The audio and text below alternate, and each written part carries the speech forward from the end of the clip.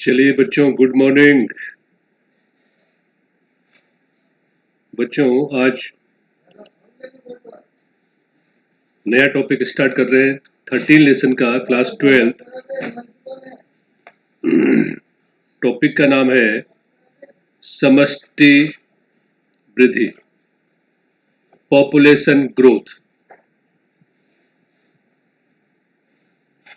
अब किसी जाति के लिए, हम किसी जाति की बात करें, इस समष्टि, आपको पता है समष्टि अर्थात एक जाति के सदस्यों की संख्या जो एक निश्चित स्थान पर निश्चित समय में पाए जाते हैं। तो किसी जाति के लिए समष्टि का जो साइज है वो एक स्थिर प्राचल नहीं है, अर्थात समष्टि का साइज कभी भी बच्चों अचल नहीं रहता है। ये समय समय पर बदलता रहता है। कभी पॉपुलेशन की जो साइज है वो छोटी हो जाती है और कभी पॉपुलेशन की साइज बढ़ जाती है। पॉपुलेशन की जो साइज है, समष्टि की जो साइज है, आकार है, वो विभिन्न कारकों जैसे आहार की उपलब्धता, परभक्षण का दाब और मौसमी परिस्थितियों पर, पर्यावरणीय प्रभाव, उस स्थान की जो मौसमी परिस्थितियां हैं उन पर निर्भर करता है। तो समष्टि का साइज मुख्य रूप से आहार मिल रहा है या नहीं मिल रहा है, आहार की उपलब्धता, वहां उसको खाने वाले परभक्षी ज्यादा है या कम है या नहीं है, और मौसम वहां का उसके अनुकूलन में है या नहीं। तो समष्टि का साइज इन तीन चीजों पर मुख्य रूप से निर्भर करता है। अब अगर समष्टि का साइज कम हो रहा है या बढ़ रहा है तो जो परिवर्तन है समष्टि के साइज में, ये आपको बताएगा समष्टि घनत्व बढ़ रहा है या घट रहा है। समष्टि साइज, समष्टि घनत्व कुछ भी हो,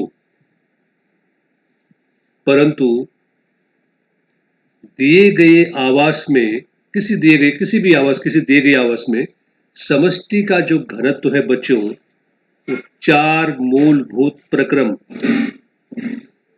पर निर्भर करता है। एक है जन्म दर, बर्थ रेट, जिसे हम कैपिटल बी से दर्शाएंगे, मृत्यु दर, डेथ रेट, आप्रवासन और उत्प्रवासन। तो ये 4 प्रोसेस है जो समष्टि घनत्व को निर्धारित करते हैं। जन्म दर परिभाषा हम पहले बता चुके हैं। जन्म दर अर्थात समष्टि में जन्मे वह संख्या है जो दी गई अवधि के दौरान समष्टि में जुड़ी है। ठीक है, यानी एक निश्चित समय में जन्म के द्वारा समष्टि में जो वृद्धि हो रही है, जन्म के द्वारा समष्टि में जुड़ने वाले सदस्यों की संख्या, उसे बच्चों जन्म दर कहते हैं। मृत्यु दर, समष्टि घनत्व कम हो रहा है। एक निश्चित दिए गए समय में समष्टि का घनत्व अगर मृत्यु के कारण कम हुआ, मृत्यु द्वारा कम होने वाले सदस्यों की संख्या एक निश्चित समय में, इसे कहते हैं बच्चों मृत्यु दर। जन्म दर क्या करेगा?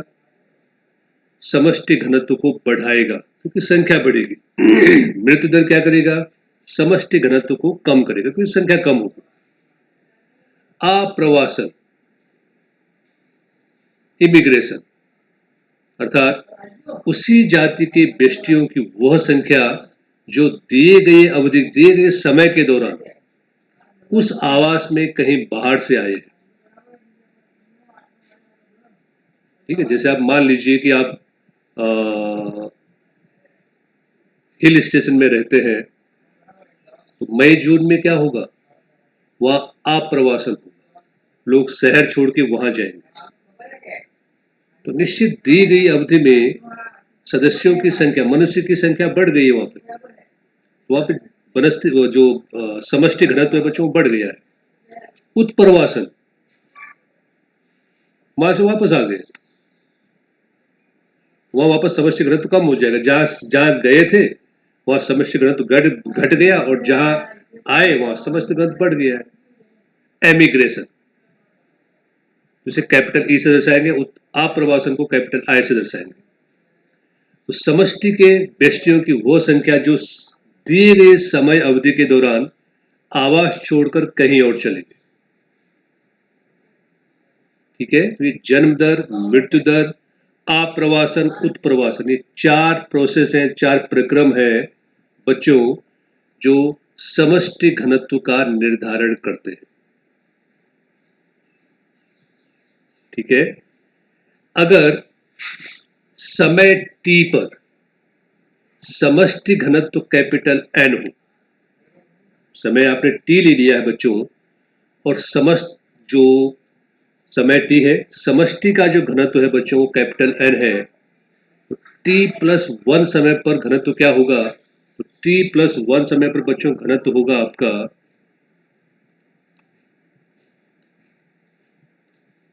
N(t+1) = Nt plus p+i। बच्चों बर्थ अर्थात जन्म दर और आप्रवासन, ये दोनों को जोड़ना है, माइनस d+e मृत्यु दर और उत्प्रवासन। तो इसमें से दो क्या कर रहे हैं बच्चों, जन्म दर, इसको आपने कैपिटल B से दर्शाया है, आप्रवासन कैपिटल I से दर्शाया। बच्चों ये दो क्या करते हैं, ये जो समष्टि घनत्व है उसे बढ़ाते हैं, जबकि मृत्यु दर और उत्प्रवासन अर्थात कैपिटल D और कैपिटल E ये समष्टि घनत्व को कम करते हैं, क्योंकि इसके कारण क्या होता है, सदस्यों की संख्या बच्चों कम हो जाती है। तो आपकी समीकरण क्या बनेगी, Nt+1 अर्थात Nt क्या है बच्चों, t समय पर बस्ती का घनत्व है n, t समय पर बस्ती का घनत्व क्या है, n है। तो Nt+1 समय पर बस्ती का घनत्व क्या होगा, Nt तो होगा ही होगा। उसमें बढ़ किससे रहा है, समष्टि का घनत्व किससे बढ़ रहा है, तो बर्थ और आय से, यानी बर्थ रेट और इमिग्रेशन से बढ़ रहा है। और घट किससे रहा है, या तो डेथ हो जाए या एमिग्रेंट हो जाए। अब मान लीजिए ये ज्यादा है, p+i ज्यादा है और d+e कम है, तो बच्चों क्या होगा, बस्ती का घनत्व बढ़ेगा। लेकिन अगर ये ज्यादा हो गया तो बस्ती का घनत्व कम हो जाता है। ठीक है, तो बस्ती का घनत्व इन चार प्रक्रमों पर निर्भर करता है। p और i ज्यादा हुआ तो बस्ती घनत्व बढ़ जाएगा, d+e ज्यादा हुआ तो बस्ती घनत्व कम हो जाएगा। हमारे देश में सबसे बड़ी समस्या बच्चों पॉपुलेशन की है, मनुष्य की जो अनियंत्रित जनसंख्या वृद्धि हो रही है, जो समष्टि वृद्धि हो रही है, तो कैसे कम होगा, किसी को डेथ तो मार तो सकते नहीं, किसी को जबरदस्ती कहीं दूसरे देश में भी नहीं भेज सकते। तो आपको इसको कंट्रोल करना है। पहले वाले को अगर आपने कंट्रोल कर दिया, पहला और दूसरा वाला, बर्थ और इमिग्रेशन, अगर बच्चों ये कम हो गया तो क्या होगा, बस्ती का जो घनत्व है, बस्ती की जो वृद्धि है वो थोड़ा कम हो जाए, उतनी तीव्रता से नहीं होगी जितनी अभी हो रही है। इसीलिए जो बहुत पॉपुलेटेड कंट्रीज हैं वो बच्चों इसी बायोलॉजिकल प्रोसेस पे काम करती है। क्या करने के लिए? बस्ती घनत्व को नियंत्रित करने के लिए। ठीक है। अब वृद्धि मॉडल, जो बस्ती में जो वृद्धि है बच्चों, कितने प्रकार से, कैसे होती है? किसी भी बस्ती, किसी भी पॉपुलेशन, कोई भी समष्टि में वृद्धि किस प्रकार से होती है? क्या हम समष्टि वृद्धि का समय के साथ कोई संबंध दर्शा सकते हैं? अगर हम समष्टि वृद्धि का समय के साथ कोई संबंध दर्शा पाए तो इस प्रकार के मॉडल को बच्चों वृद्धि मॉडल कहते हैं। ठीक है। दो प्रकार के आपके पास वृद्धि मॉडल है। एक है चरघातांकीय वृद्धि, एक्सपोनेंशियल ग्रोथ, और दूसरा है लॉजिस्टिक ग्रोथ। ठीक है, एक्सपोनेंशियल ग्रोथ और लॉजिस्टिक ग्रोथ, चरघातांकीय वृद्धि। इसमें क्या होगा बच्चों, मान लीजिए आपके पास एक आवास है, कहीं पे एक आवास है,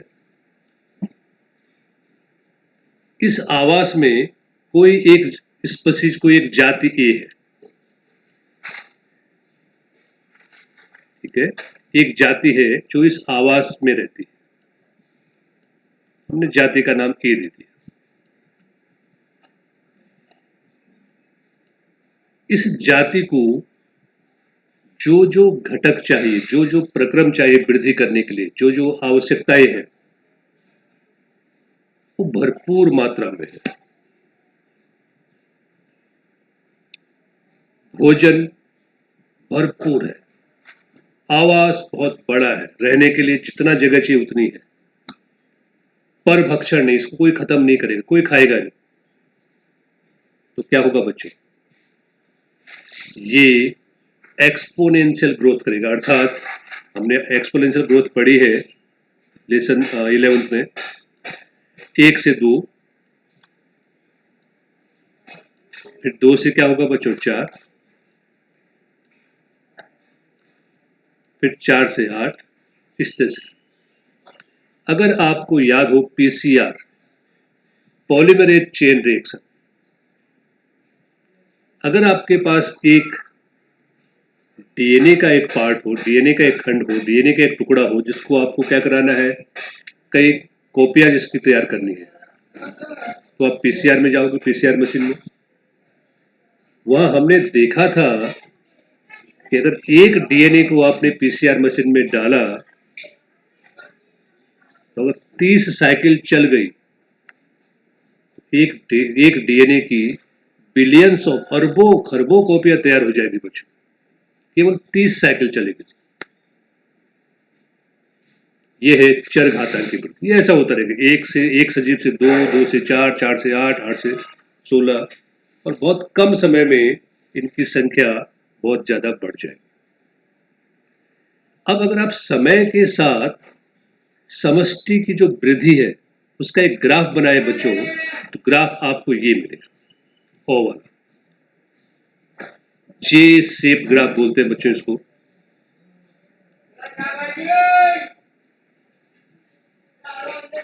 ठीक है, पहले क्या थे, 1 2 थे, 1 से 2, 2 से 4, 4 से 8, 8 से अचानक फिर ये सीधा ऊपर। कोई रोक टोक नहीं है, कोई पर्यावरणीय कोई अवरोध नहीं है। तो ये जो समष्टि है ये निरंतर और अनियंत्रित वृद्धि करती जाएगी। इसको कहते हैं बच्चों एक्सपोनेंशियल ग्रोथ अथवा ज्योमेट्रिकल ग्रोथ।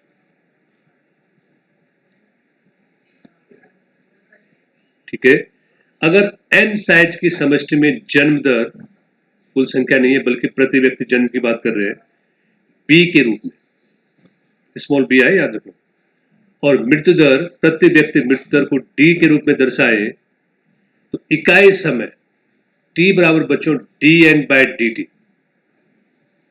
ठीक है, इकाई समय t dn बाय dt के दौरान वृद्धि या कमी, सूत्र क्या बनेगा बच्चों, dn upon dt is equal to b minus d into capital N।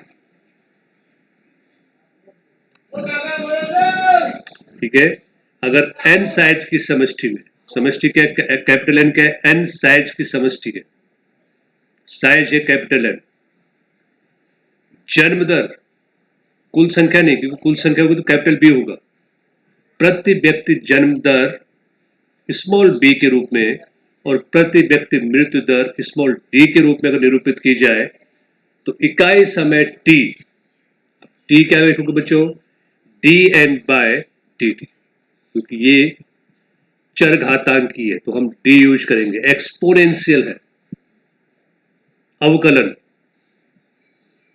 तो dn by dt is equal to b minus d into n।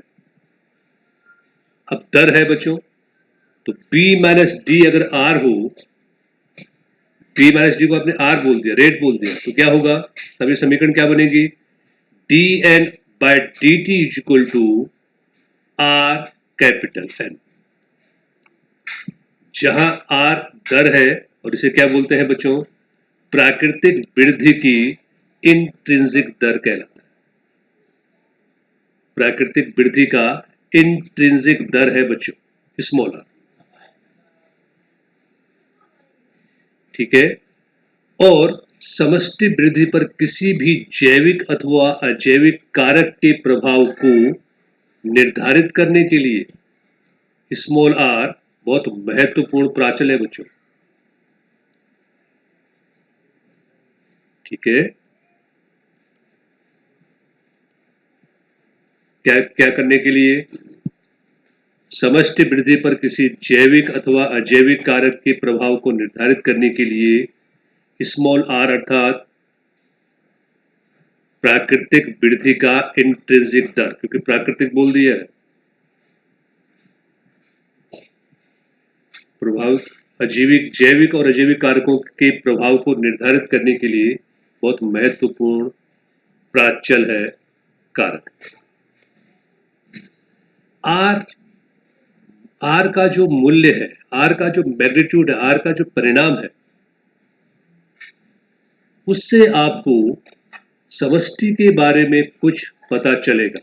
जैसे ये पॉइंट आपको याद करने हैं, नॉर्वे चूहे के लिए आर का मान 0.015 है, आटा भृंग के लिए बच्चों ये 0.12 है, और 1981 में भारत में समष्टि के लिए आर का मान 0.0205 था। क्वेश्चन आपके लिए है कि वर्तमान में 2020 में आर का मान क्या होगा, तो इसके लिए आपको जन्म दर और मृत्यु दर का पता होना चाहिए। ठीक है, कि 2020 में जन्म दर और मृत्यु दर क्या थी, उससे आप क्या निकाल सकते हो, आर निकाल सकते हो। तो सिंपल है बच्चों, कैसे निकालेंगे, तो जो आपको दिया गया जो है कि मान लीजिए 2019 में इंडिया में जो जनसंख्या थी मनुष्य की वो इतनी है, एक फिक्स आपको दे दिया, 2020 में बर्थ रेट इतना है, डेथ रेट इतना है, तो आप बच्चों क्या निकाल सकते हो, आर निकाल सकते हो। ठीक है, अब ऊपर दिया गया जो समीकरण है वो समष्टि के चर घातांक अथवा ज्यामितीय वृद्धि को दर्शाता है, और जब n को n समय के संदर्भ में आरेखित किया जाता है, आप इसे आरेख ग्राफ बनाओगे तो बच्चों मैंने आपको बता दिया ग्राफ कैसे बनेगा, जे आकार का बनेगा।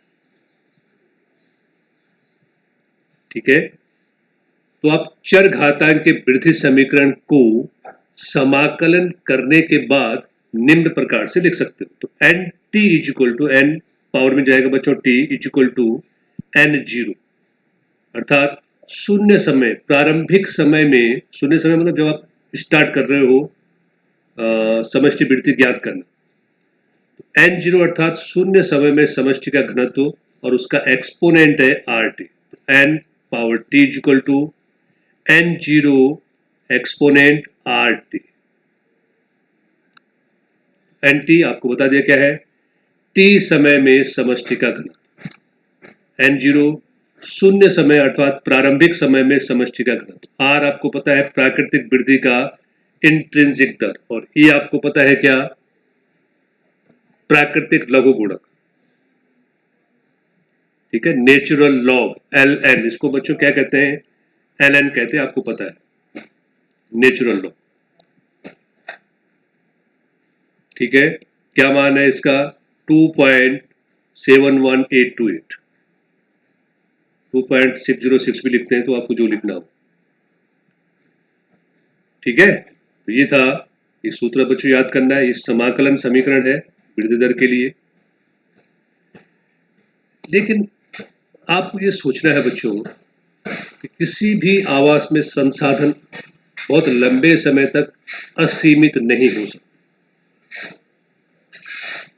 जब सदस्यों की संख्या कम थी तो संसाधन असीमित हो सकते हैं, लेकिन अगर सदस्यों की संख्या बच्चों बढ़ेगी तो संसाधन क्या होंगे, तब असीमित नहीं रहेंगे, क्योंकि उनमें बच्चों क्या होगा, सदस्यों में, क्योंकि एक ही जाति के हैं, उनकी आवश्यकताएं भी समान होगी, समान आवश्यकताओं को प्राप्त करने के लिए अब उनके बीच में स्पर्धा होगी, ठीक है, अर्थात संसाधन धीरे धीरे कम होते जाएंगे। वास्तव में कोई भी समष्टि चर घातांक की वृद्धि बहुत लंबे समय तक नहीं कर सकती। जैसे डार्विन ने दर्शाया था कि हाथी जैसा बहुत धीमी गति से बढ़ने वाली जाति, अगर कोई रोक न हो, रोक मतलब कोई पर्यावरण का कोई प्रतिरोध न हो, बहुत विशाल संख्या तक पहुंच सकती है अगर क्या हुआ, चर घातांक की वृद्धि हुई। लेकिन ऐसा होता नहीं है। उसके लिए बच्चों आपको एक कहानी पढ़नी। राजा और मंत्री एक बार शतरंज खेलने बैठे। राजा को ऐसा लगता था कि वो शतरंज का सबसे माहिर खिलाड़ी है, वो अपनी जीत के प्रति आश्वस्त था। उसने अपने मंत्री को कहा, अगर तुम जीत गए, कोई भी शर्त जो तुम्हारी शर्त होगी वो मानने को तैयार है।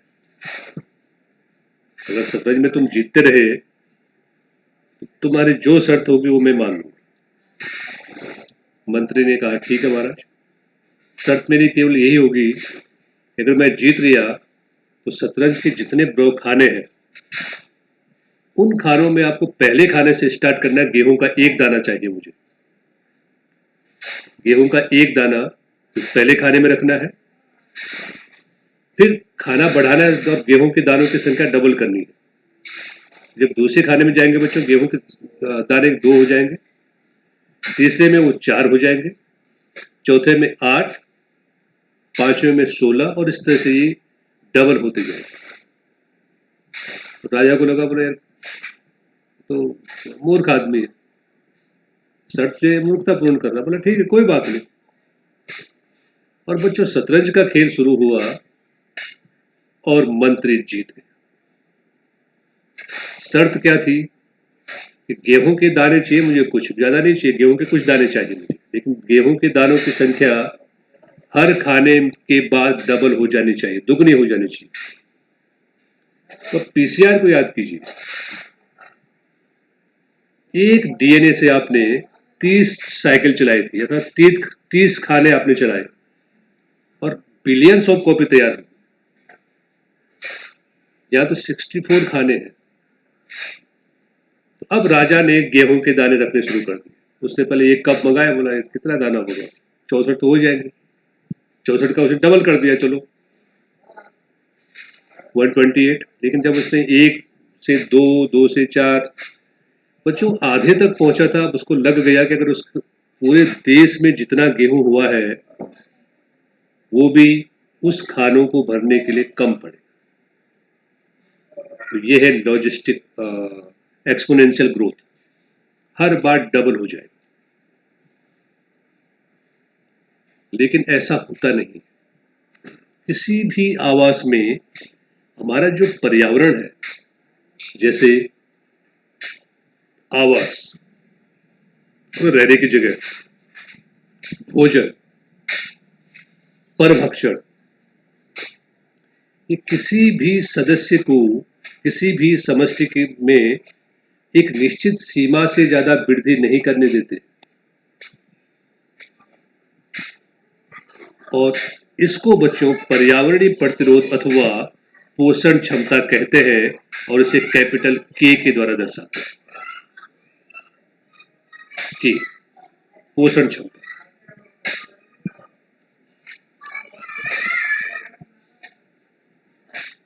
ठीक है, ऐसा नहीं होगा कि कोई भी जाति असीमित वृद्धि कर जाए। पर्यावरण में कोई न कोई कारक होंगे जो उसकी वृद्धि को सीमित करेंगे। तो भोजन कम हो जाएगा, या आवास में रहने की जगह नहीं मिलेगी, या उसको कोई खा लेगा, परभक्षण कर लेगा। मतलब उसकी संख्या जितनी है उतनी ही लगभग बनी रहेगी। ठीक है, तो प्रकृति के द्वारा उत्पन्न किया गया इस प्रतिरोध को बच्चों पर्यावरणीय प्रतिरोध अथवा पोषण क्षमता कहते हैं। और यही है लॉजिस्टिक वृद्धि। तो अगर आप लॉजिस्टिक वृद्धि में बच्चों समय के साथ एक ग्राफ बनाएं, आपको पता है कि ये इस आवास का ये पर्यावरणीय प्रतिरोध, यहां से ऊपर कोई बढ़ ही नहीं सकता, इस सीमा से ऊपर कोई नहीं जा सकता। तो आवास में पहले क्या होगा, सदस्यों की संख्या बढ़ेगी धीमी गति से, अचानक तेज होगी और फिर बच्चों समय के साथ ये अचल हो जाएगी। ठीक है, ये समय टी है और ये बस्ती का साइज है। पहले क्या हुआ, सदस्यों की संख्या बढ़ी धीमी गति से, अचानक तेज हुआ और फिर समय के साथ ही संतुलित हो गई। इसे संतुलन कहते हैं।